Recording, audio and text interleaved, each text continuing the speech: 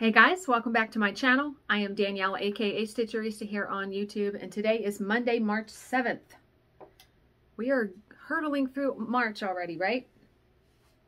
So, yesterday, it was actually like 70 degrees here, and it's supposed to be even warmer today. So, Bill was outside all day yesterday. I stayed inside, started a new book, which I will talk about in a minute. I finished the Viking. Yes, I did, and I even finished the layout. And so we're going to just get right into it and talk about that first. So, the layout did not quite go as I had planned in my head. You know, you have an idea in your head of how you want something to go. No, I didn't get upset though, because this book, doing this junk journaling, is about letting it go, right? Like letting go of the process or just going with it, not having it be perfect. So I'm going to show you, it's a 2-page layout. So this is the first time where I used the fusible, iron-on fusible like webbing on the back of it. On the back of this, and then I just used tacky glue to glue it to the scrapbook page, the scrapbook paper. Now, it looks wrinkly because the page that it's on is distressed. I'm fine with that. But didn't it turn out so good? Now, I changed the silver part of the helmet. It was originally done in 2 shades of gray. And what I did was I used Petite Treasure Braid because I thought it needs to be like silver, you know what I mean? So I backed it onto scrapbook paper. This was the front of the envelope for the Valentine's Day card that Bill gave me this year. So I wanted to incorporate that. And originally I was just gluing this down. When I put it down, I didn't put it down straight, and there was like a crease here. So then I had to peel it off, and I wound up like sort of ripping the paper over here because I originally had it over here. So I was like, all right, I cut out more scrapbook paper and just stuck it on there. So that is the reason for that. And then I added 2 little stickers. And then on this side, I knew I wanted to incorporate the inside of the Valentine's Day card because I absolutely love the saying. The saying says, when we fell in love, I gave you my heart. When we got married, I gave you my word. And as long as I live, I will give you my love. And so, you know, the whole reason of me stitching this, we know it's Dupuytren's disease that Bill has.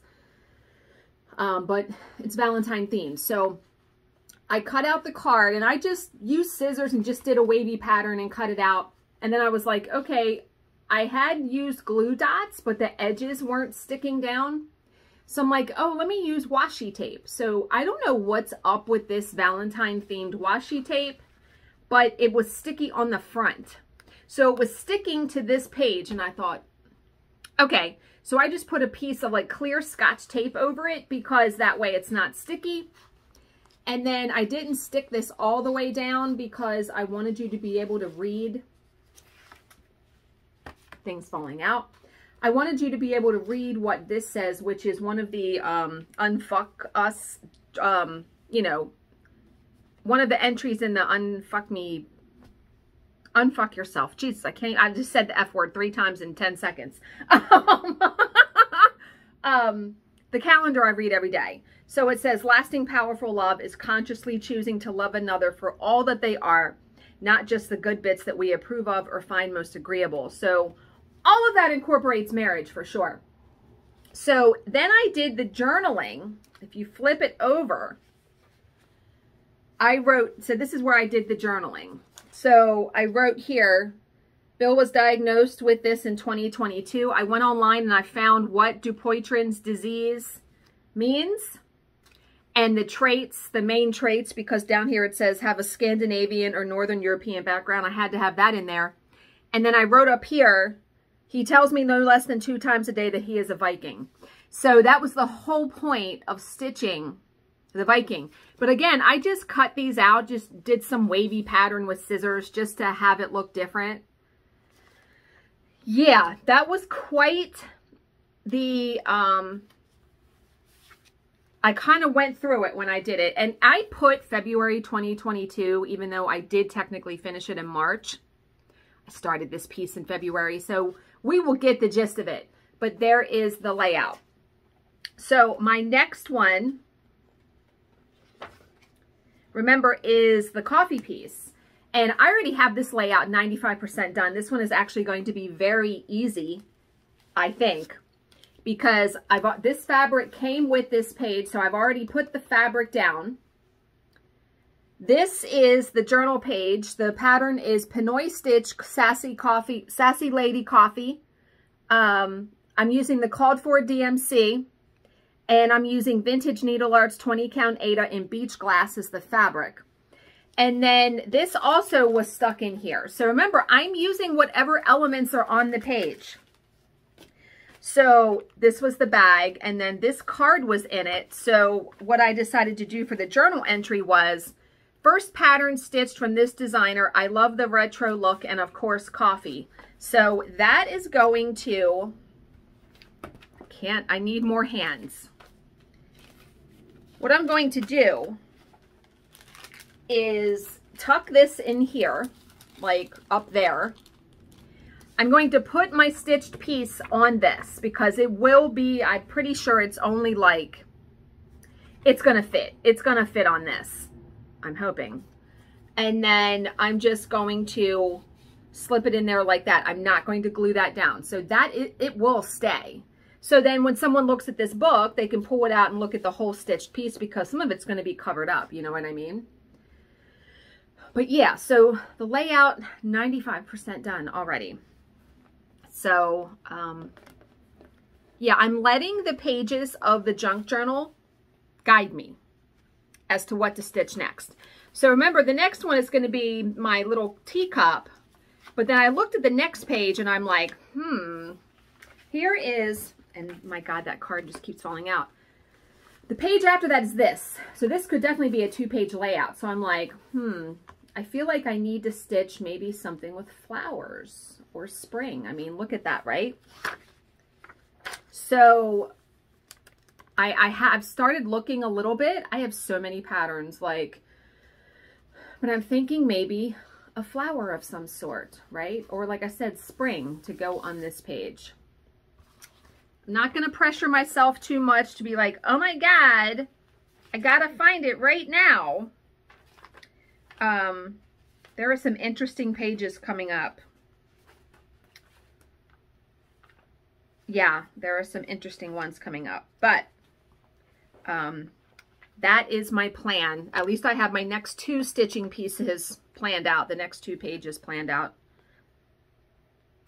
And I absolutely love the ribbon tie for this.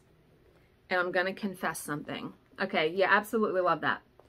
I went on Etsy yesterday and looked up this seller. I want to say it's called 3 Birds Lane. She had one more junk journal that was Alice in Wonderland themed. It was like the Alice in Wonderland book. I bought it. It's like 60 bucks, but the books, I mean, it's so involved. And I absolutely just love the style of her books. So yeah, that's going to be like my 5th junk journal. Yep. But remember, the ones I have for Halloween and Christmas, I will be using those, but just putting like Christmas and Halloween pieces. So I will probably not ever stitch Halloween pieces for this book because I'll be putting them in that book.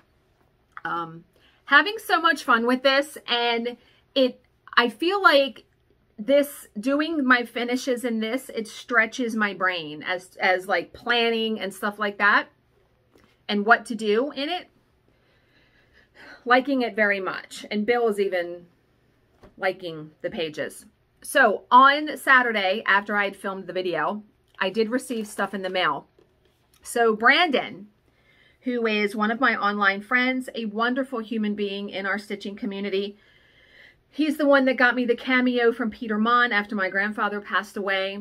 And he's also the one that wound all of the bobbins, all of my DMC floss from my vintage cabinet onto my Pip and Chip bobbins. Fantastic human being. Love him so much.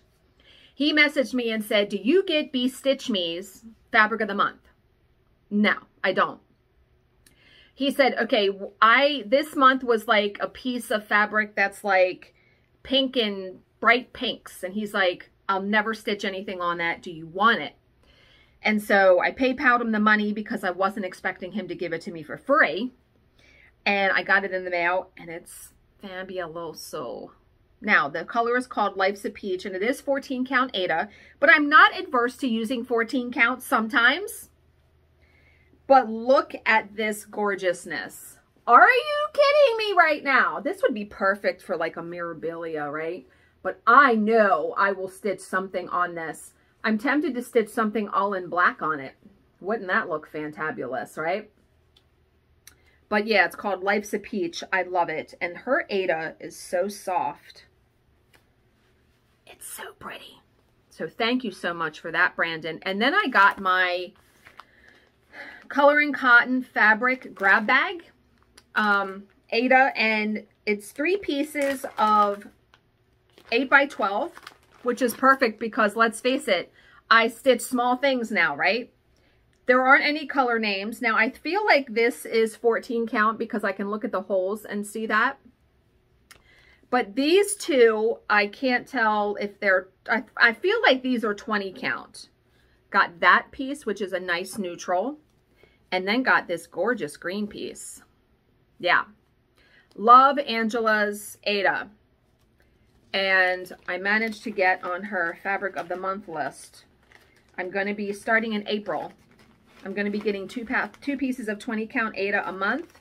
1 rich and bright, 1 neutral. So can't wait. Okay. So yesterday, before I started stitching, I was reading, wait a minute, let me maneuver some stuff around here. I was reading, because technically I'm reading 3 books at once. I am reading Harold Kushner's When All You've Ever Wanted Isn't Enough. And I have to read these two of these books in small bites because it's overwhelming if you try to read all of it. And then I'm also reading Man's Search for Meaning by Viktor Frankl. So yesterday, before I started stitching, I was sitting here having a cup of coffee and I decided to read a couple pages of Viktor Frankl's book. I'm halfway through the book. Viktor Frankl was in the Auschwitz concentration camps and he survived. So he wrote a book. Now, I had seen this book suggested in a group. Someone was saying, I'm in a really dark place. I'm very depressed. What's a book that helped you? And I clicked on all the suggestions. I was like, and this book was suggested. So I went and looked. I am the believer that some things in life, they come together at the perfect, like timing is perfect. Like it comes together for a reason. So I had one of my online friends, and I'm not going to say their name because I'm not going to. Anyway, one of my online friends is going through some medical issues and having a tough time, and she messaged me. And just as she messaged me, I was reading his book, and there's a passage about life. I screenshotted it and sent it to her, and I was like, oh my God, you're messaging me, and I'm reading this right at this moment. And she said that what I sent her helped her, and I want to read it to you because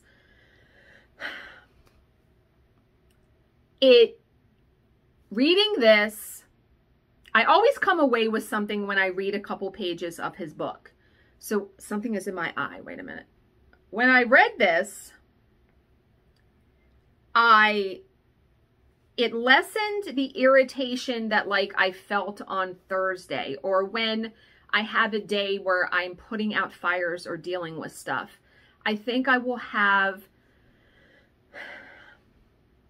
a different thinking pattern concerning days like that. So let me read it so it makes sense. So he says, what was really needed was a fundamental change in our attitude toward life. We had to learn ourselves, and furthermore, we had to teach. Now he's talking about in the camp. But he said, it did not really matter what we expected from life, but rather what life expected from us. We needed to stop asking about the meaning of life, which my God, my eye. We needed to stop asking about the meaning of life and instead to think of ourselves as those who were being questioned by life daily and hourly. Our answer must consist not in talk and meditation, but in right action and in right conduct. I love that.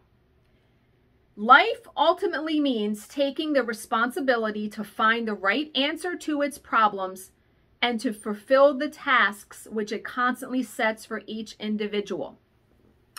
Which means me going through what I went through on Thursday with the BG&E bill, and then the internet was funky and went out for a time. Those kinds of things, and what Bill went through on Saturday with the car battery and the thing from Amazon not arriving. Those kinds of things. So I feel like those are tasks set for us. You think about life is a set of tasks. Some of us raise children, some of us don't. Some of us work, some of us don't. I mean, there are, and so I love that, because your life is made up of these tasks, right? And instead of being upset by them, how about accept that this is the way that your life is supposed to be happening at that moment, right? So he continues on and says, these tasks, and therefore the meaning of life, differ from man to man and from moment to moment. Thus, it is impossible to define the meaning of life in a general way. Questions about the meaning of life can never be answered by sweeping statements. Absolutely. He says, life does not mean something vague, but something very real and concrete, just as life's tasks are also very real and concrete. They form a man's destiny, which is different and unique for each individual.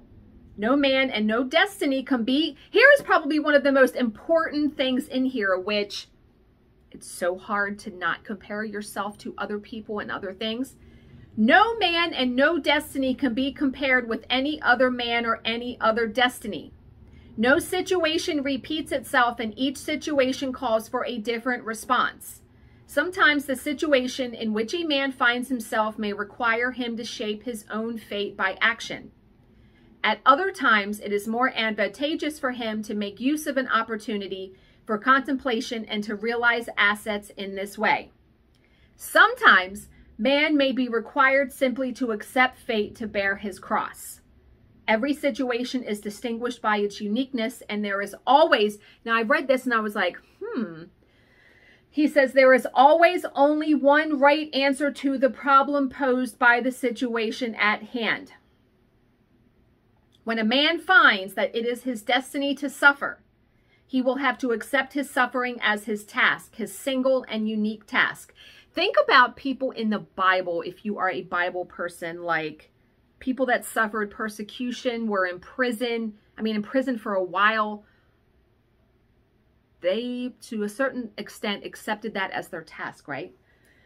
He will have to acknowledge the fact that even in suffering, he is unique and alone in the universe. No one can relieve him of his suffering or suffer in his place. His unique opportunity lies in the way in which he bears his burden. So, and you know, that hit home for me thinking about my cancer journey, because when I was going through that, even though I had tons of support from many of you in the community, a lot of people, Bill, you know, when you're not going through it, you really don't know how to quite help somebody else that is going through it.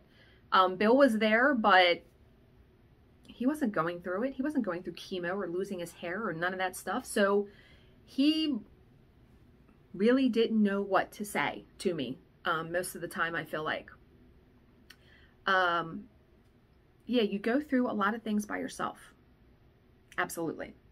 Okay, so I just absolutely loved that passage. And then I did receive a $10 donation to the channel from Joanne Kirschenbaum. So Joanne, thank you very, very much for that. And let's talk Wordle, because I found an article. First off, it has brought a new facet of my life every single day. Bill put it on his phone Sunday, and today is the first day he did it. And so now it's like, he got his in 3 guesses. It took me 5. He's like, you let me win. I said, no, I didn't. I said, because the first word that you pick is so vitally important. I mean, even then, if you just do not put the letters in the right spot, you are not going to get it right away. My mom got it in 2. Jill got it in 2 guesses. I took 5 guesses. Bill got it in 3. But it has opened up this new, like, communication between me and the people that are closest to me. It has even opened up a new line of communication with me and my stepdaughter, because she messaged me today, texted me, and she goes, man, this game is hard. And so I was telling her, I sent her Bill's screenshot, and she was like, WTF, how is he so good at it? I said, so one of Bill's guesses, Bill's second guess was the word fair, P-H-A-R-E. And I said, how the hell did you guess that? First of all, fair is a lighthouse or a beacon, okay? And he busted out laughing. He said, I just kept putting in letters till something stuck. So you got lucky is what you're saying.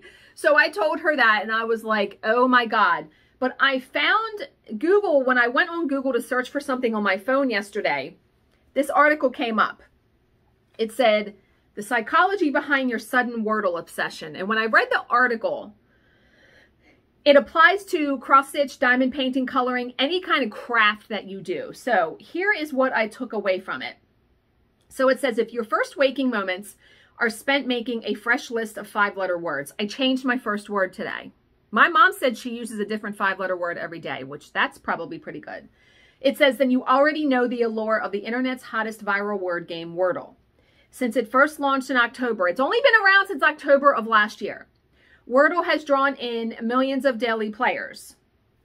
So get this. Now, this is a statistic that I was like, OMG.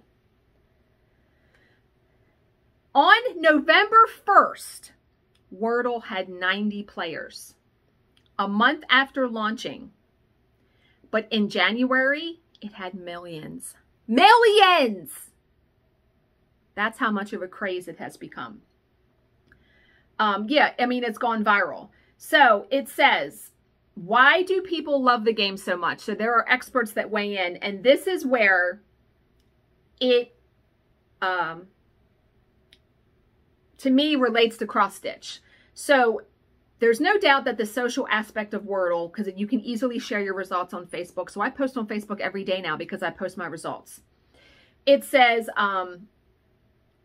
yeah, anticipation and a sense of belonging. So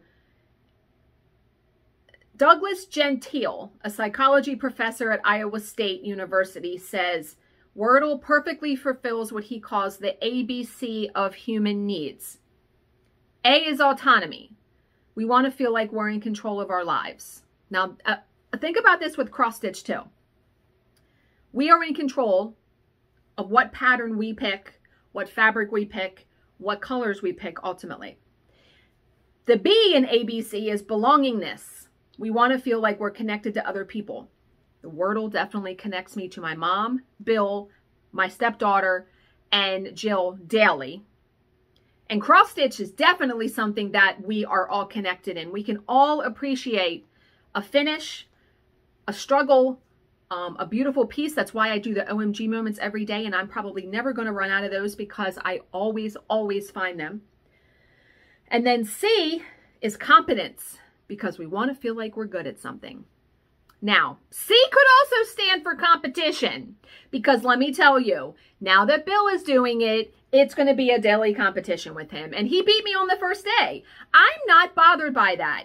The first word that you pick, holy hell, it is so vitally important. I guarantee you there are people that got today's word on the first try. But competence, yes, we want to feel like we're not a complete Nimrod, right? And in cross-stitch, when you make something, you want to feel like your C could even be creative. I mean, that C could represent so many words, but creative in cross-stitch, yes. So choosing to take a few minutes out of your day to play Wordle can give players a semblance of control. Sharing your wins or losses can help you feel more connected And the feeling of competence comes from solving the daily puzzle or at least faring better than your friends. I just want to not come upon a day where I don't get the word, because you will break a streak. Like if you do it, it brings up your stats. Like I want to say, I can't look, it's on my phone. I want to say I've done it for 16 days in a row now, and I've gotten the word every single time. Yeah. So the article says it also helps that Wordle updates its mystery word just once a day, allowing a player's anticipation to build. Yeah, the fact that it is only once a day and that you can't play as many words as you want, there are apps where you can. But the official one is one word. Everyone gets the same word. So there is the... And also, when you do the word, you know, sometimes it can take me 20 minutes. But it is like the first thing I do now in the morning. Even so, I've been trying to find, I bought a pattern yesterday because I looked for Wordle cross stitch, because this year I want to do a junk journal entry about Wordle, because it has definitely been something that is something I want to remember for this year. And there is a pattern. Someone has designed like the Wordle chart and then has an alphabet so you can make up your own words. So I'm going to have to do that. I'm going to have to think about what words to put in there. Yeah. Maybe when one of these really like is difficult, I'll do those words. I don't know. Okay, so it's guilt-free and it's easy to play. I wouldn't say it's easy. No, no, no, no, no. So what's nice though is someone says another reason Wordle has surged in popularity is because our culture puts emphasis on productivity. When we aren't productive, we feel guilty. So it says, we unfortunately as a society have this issue with feeling guilty or bad about taking time to play, taking time to do things we enjoy. Wordle offers a bite-sized amount of fun. And we don't have to feel guilty about playing it because the game typically doesn't take too long. Unless you really are stumped. So this guy told the New York Times that it's something that encourages you to spend 3 minutes a day. It takes me longer than 3 days. 3 days. 3 minutes a day. It usually sometimes will take me longer than 3 minutes for sure. So it says, both of these people that are quoted in the article agree that it's hard to tell how long Wordle will remain popular. After all, there are only so many 5-letter words out there. I don't know if Wordle is going to stay around the same way the New York Times crossword puzzle has. I don't know. How many 5-letter words? That would be an interesting little experiment. How many 5-letter words are in the English language? Let's look it up. I'm just going to put it in Google. How many 5-letter words are there? Okay, so it can go on for quite a long time. According to the Free Dictionary, there are 158,390 words with 5 letters. Volume 6 of the Office's Scrabble Dictionary claims there are 8,996 available words with 5 letters, while other sources claim that there are only 5,350 words. Still, okay, and then there is no one thing, because then the number of combinations possible with 5 letters, this other thing says 65,780. Imagine how long, there's 365 days in a year. Imagine how long it would take. It's going to take a long, long time to get through all 5. Wow. I'm still looking because... Okay, so there are a list of the 660 most common... I may use that list to put a new word every day for Wordle. But I also try to remember what was the previous day's word, right? I try to remember that too. Okay. My new pattern that I'm stitching. So I decided to start using my 8x8 Q-snap because I can then use the piece of fabric for probably more than, use a fat quarter for a couple projects. So this is the, let me put a piece of, this is MyVintageNeedlearts 20 count Aida beach glass. My Screaming Needle Minder. I wanted to find something vintagey that I had. And then, of course, one of my favorite Q-Snap Grime Guards, the roses. So, the pattern that I'm stitching, let me find it. I have a new podcast also I started listening to that I want to recommend to you guys. It is...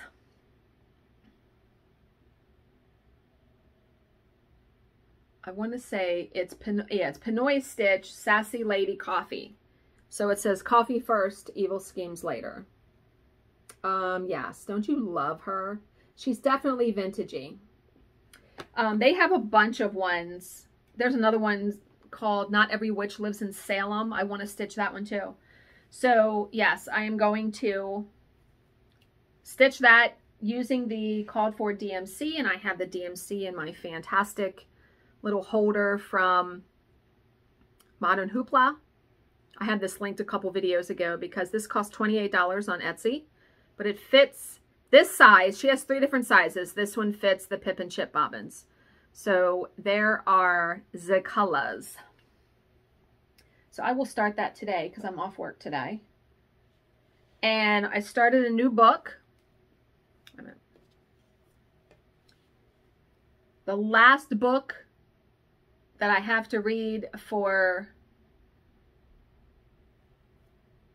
Frieda McFadden, and I've read all of her books. This one is called Suicide Med. So apparently this medical school, somebody commits suicide every year. And the book is 500 and some pages, and I was like, holy crap. But I just started yesterday and I've already read 75 pages. So I'm like, that's no problem. So I'm liking that very much. And the podcast that I want you guys to read. You don't read a podcast, you listen. So I found this podcast yesterday. It is called Maintenance Phase. If I remember, I will link all this stuff down below. And they talk about different diets and they like debunk them. The 2 people that do it, a woman and a man, they're hilarious, and they definitely are, they have my sense of humor, so I really relate. If you listen to they have a lot of episodes. If you listen to no episode but this one, the one where they talk about Halo Top ice cream, I laughed so hard throughout the whole thing. It was fantastic. I was listening to that when I was finishing up the Viking piece. So hilarious. I mean, they started in 2020, so they have probably 20 or 30 episodes, so I still have a ways to go. Really, because, you know, I've tried every diet under the sun, and they really deep dive into these. It's really, really good. Okay. Today's motivational story. I was going to do a true crime story, but I've already talked so much that we'll do that another time. This one is called 4 Burning Candles. In a room, there were 4 candles burning. The ambiance was so soft you could hear them talking. The candles were talking. The first one said, I am peace. However, nobody can keep me lit. I believe I will go out. Its flame rapidly diminishes and goes out completely. The second one says, I am faith. Most of all, I am no longer indispensable, so it does not make any sense that I stay lit any longer. When it finished talking, a breeze softly blew on it, putting it out. Sadly, the third candle spoke in its turn. I am love. I have not gotten the strength to stay lit. People put me aside and don't understand my importance. They even forget to love those who are nearest to them. And waiting no longer, it goes out. Suddenly, a child entered the room and saw the 3 candles not burning and said, why are you not burning? You are supposed to stay lit until the end. Saying this, the child began to cry. Then the 4th candle spoke up and said, don't be afraid. While I am still burning, we can relight the other candles. I am hope. So with shining eyes, the child took the candle of hope and lit the other 3 candles. So the moral is the flame of hope should never go out from our life, and that each of us can maintain hope, faith, peace, and love. Hope never abandons you. You abandon hope. Consult not your fears, but your hopes and your dreams. Think not about your frustrations, but about your unfulfilled potential. Concern yourself not with what you tried and failed in, but with what is still possible for you to do. A lot of times it is very difficult to maintain hope in the face of great adversity. But it is something that I think we all have control over within ourselves to keep it. So I will just wish you guys well in doing that. Okay. I know on Saturday I forgot to read the entry, but I remembered when I was editing the video and I took a picture of it and put the picture in there so you could see it. So it was, think about this. You're living the life you really want. Why? Because it's the life you have. So today's entry. We can't do life alone. This shit is important. Perhaps it's time for you to get invested in the idea that only you can make a relationship go the way you want it to, and that begins and ends with you being who you need to be. Yeah, you know, if I've learned anything, you know, I always pride myself on saying I can be by myself.